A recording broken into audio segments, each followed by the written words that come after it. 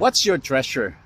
Matthew 6 verse 21 says, "For where your treasure is, there your heart will be also."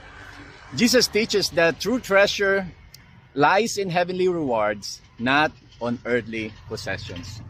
Yung purpose natin sa buhay dito sa mundo ay dapat naka-connect doon sa eternal values. Not sa mga bagay na meron tayo sa mundo or fleeting material gains that we have right now. I-compare mo yung worthlessness of a rusted coin, compare doon sa enduring beauty na meron si God sa heaven.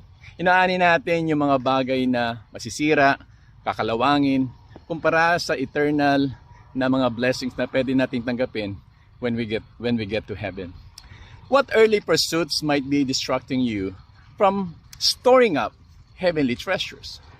Sabi nga ni Jim Elliot, "He is no fool who gives what he cannot keep to gain what he cannot lose."